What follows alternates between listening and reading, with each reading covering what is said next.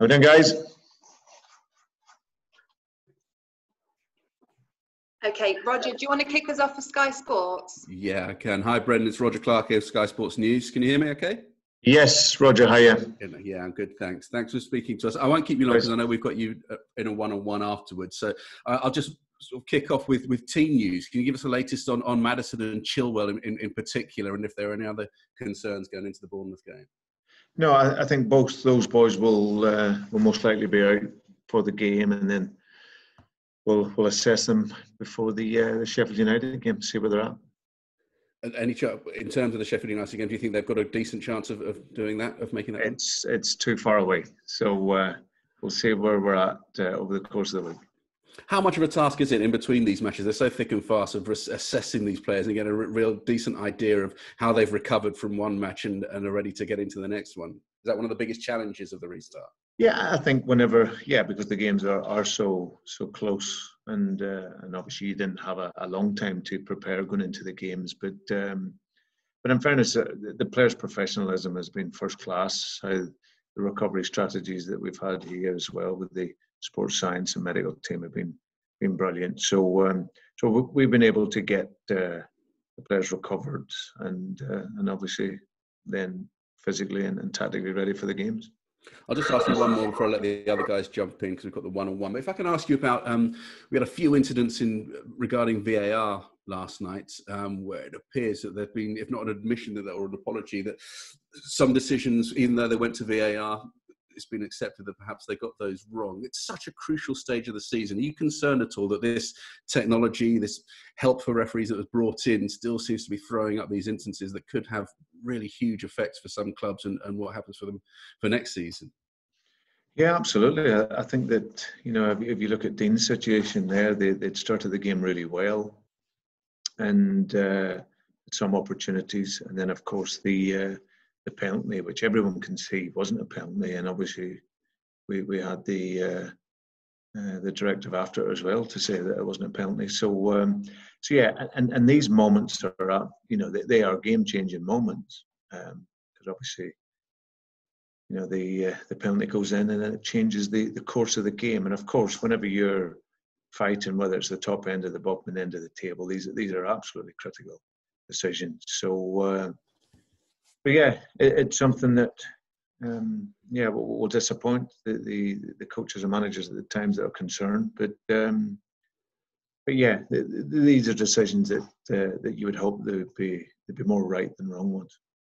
Excellent. Thanks, Brendan. Thank you. Okay, Rob, PLP. Hi, Brendan. Hi, Rob. After 5 straight defeats, does it look like Bournemouth might have turned a corner? They didn't, I don't think, allow Tottenham a shot on target. Well, yeah, it's obviously Eddie will know the games are running out, so they know that they needed to get some points on the board. But they worked very, very hard in the game, very, very solid, and they have threats that can score goals. I think it's been really, really unfortunate for them. They made a really good start to the season, and then it's obviously been disrupted by injuries and whatnot throughout the season. So, and of course, if you get into a run of losing games, sometimes the confidence can be affected. But for us, we'll prepare for a really, really tough game. Both of us fighting for different objectives. But we'll be ready on Sunday for a tough match. And for you, you said you were delighted with a point, only Leicester's second point at Arsenal during the week. Just keeps your nose in front, doesn't it, with obviously Manchester United in a bit of form? Yeah, I think, listen, they've been outstanding. I think the introduction Man United have had with the players, you're seeing the real sort of Paul Pogba back. He's happy, he can play with Fernandes, who's on the same level. Young Greenwood's come in and been a revelation for them. So they've been playing very well. But of course, it's our destiny is about what we do, and my players over the course of the season for 34 games have been great.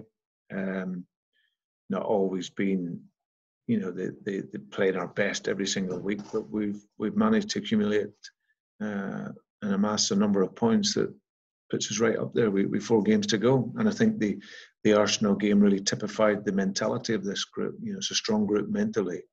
Thought we started the game very well in the first 15, 20 minutes. Should have been in front. We worked a great corner that we nearly scored from. They then get the goal and then are on the ascendancy really for the rest of the half. But then from the start of the second half, we looked to be on the front foot in the game. And like I say, we got a deserving equaliser and played against the 10 very, very well. So it could end up being a valuable point for us, but we'll see that at the end of the season. But it certainly felt from where we were at. Players showed a good mentality, and like I say, if you can't win games, especially away from home, it's important not to lose them. And how big an impact are your subs having throughout the course of the season with late goals and assists like we saw in the week? And what impact does that have on the rest of the squad and the competitiveness in there, and also on the opposition who will have done their research and know that Leicester have got very impactful subs?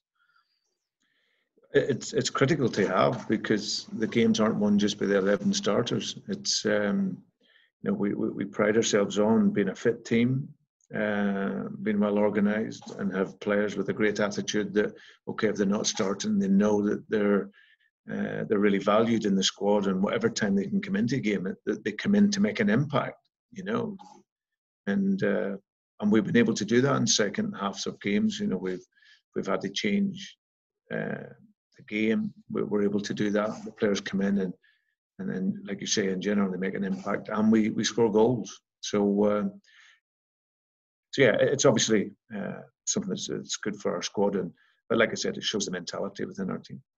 And just finally, what do you think Eddie Howe's going through at the moment? His beloved club, he's taken them from the pit of League Two with minus 17, and now he finds himself in a relegation fight, but albeit in the Premier League. He's clearly, an incredibly hard worker, a fantastic coach. What do you think he's kind of going through day and night at the moment? Well, it's a difficult situation. Listen, I know Eddie, and I know he's an outstanding manager, for what he's done for Bournemouth and where he's taken them, both in his first spell and since he's gone back there. He's done a phenomenal job.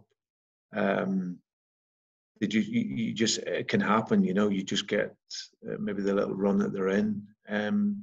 But they'll still, knowing Eddie, that they'll still be in with the fighting chance, which, we have 4 games to go, starting from our game. They'll see there's enough points there to make them safe. And they've done it before, so they've been in situations where it's been tough. And that's where you find out about your players as well. So for me, there's no doubt on him as a manager.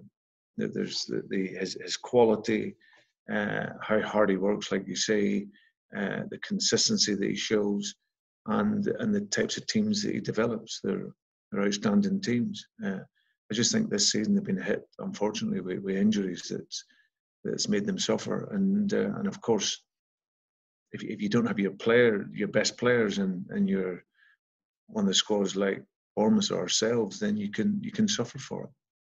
Thank you very much. Okay. Okay, Ian Stringer, Radio Leicester. Thank you. Hi, Brendan. Hi, Ian. Hi, thanks for your time. Bournemouth have noted last night in the game against Spurs, they're pretty successful from set pieces.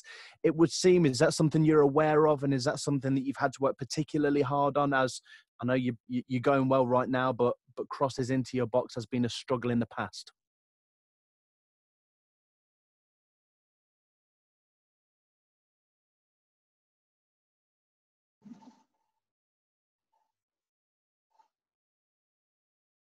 Okay. I think we froze there, actually. Yeah, Brendan, I didn't. Oh, there we go. Okay. Yeah, we're back. Apologies. I'll ask the same brilliant question again, if you don't mind, because I didn't hear any of your answer. Yeah, I saw you laughing at me at the end, which isn't unusual, to be honest. Bournemouth and set pieces, Brendan, they're pretty sharp. Are you working hard on that? Are you aware that that's a pretty significant threat for you on Sunday? Yeah. I think that you've seen the record. I think that the highest goal scorers from set pieces. So yeah, that's something that we do. We'll finalise tomorrow. We obviously look at it as a coaching staff today, and and assess that, and then we prepare the players for that there. So yeah, it's something that we have to be mindful of. Something that I've always been aware of Bournemouth when we played the game. So yeah, we have to be organised and concentrated in that moment. It was mentioned earlier on about your late goals, Brendan. You've scored 18 in the final 15 minutes in the Premier League this season, a joint high with Manchester City. Do you put that down to physical strength, mental strength, or a combination of the two? I just wonder mentally, it's pretty significant to be second behind Man City to be scoring late goals.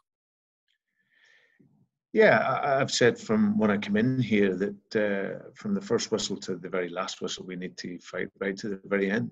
And whether you're winning 3 or 4-0, you have to push.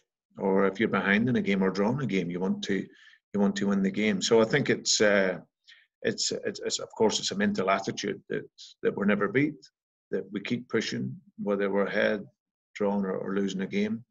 But it's also physicality. We've got a really, really good level of fitness within the squad. How hard they work, and that's a testament to how hard they're working on a daily basis, Ian, and obviously the recovery strategy. And like I said, emotionally for the players, we try to hook them to get them to push, and they continually do that. So it's great to have that within your team, knowing that the game is never over until the last final whistle. You mentioned VAR earlier on. You've been a supporter of the system this season, Brendan, albeit with a few issues here and there. Are you still supportive of the system? Do you think that it's still got a future in the game in its current guise, or does that need to be looked at? No, I think there's a future in VAR. It's how it's operated. That's the issue. I don't think the how it's operated, the operational excellence, if you want to call it that, is something that needs to be looked at, because especially when decisions are going down to, if you're sat in the studio and you've got no pressure at all in relation to making the decision, there's no crowd, there's no effect, you can clearly look at the incident, and when some of them are as obvious as what they've been, yet they are wrong, then of course that gives you that little bit less confidence in it. So, but I think VAR works. I don't think there's any doubt about that. But it's operationally how it works. That's what's going to be important for improvement.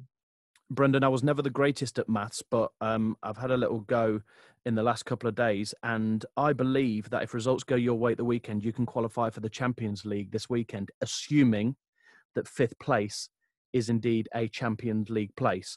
Are you aware of that? And are you assuming that 5th place is a Champions League place at this stage? No, not at all.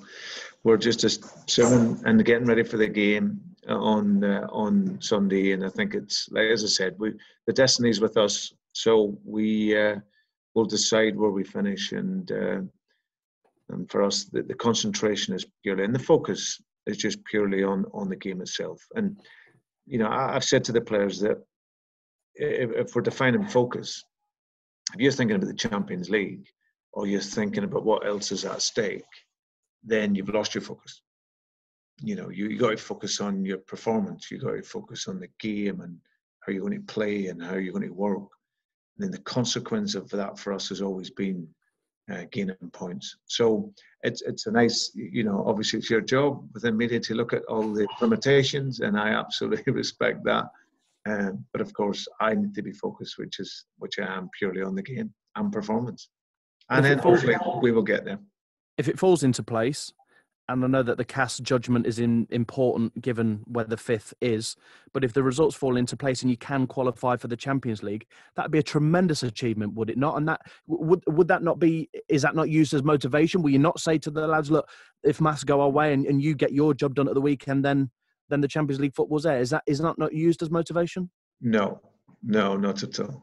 Not at all. Because I can't forecast what the other teams will do. So listen, if we do it, then we can talk about it absolutely for sure. It would be amazing. But until that point, there'll be other strategies we'll use in order to gain that motivation. But of course, we have to really concentrate, and especially at this stage of the season. Do Manchester United and Chelsea have all the momentum at the moment, do you feel, Brendan? I know that you've picked up with Palace and Arsenal, but they seem to be churning out the results. Have they got all the momentum at the minute?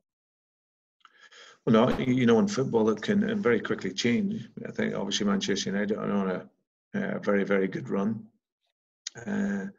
Chelsea have obviously been on a good run, but then lost away at West Ham. So it's what has gone now, and it's now down to the next game, and that's all you can concentrate on. I think for us, we're in this brilliant position, and we want to maximise that, and we'll start that process on Sunday, hopefully at Bournemouth. Thank you very much indeed. Good luck on Sunday. Thanks, Ian. Thank you. Okay, unless there's anything else for this section, we'll wrap it up here and we'll move on to the written section. So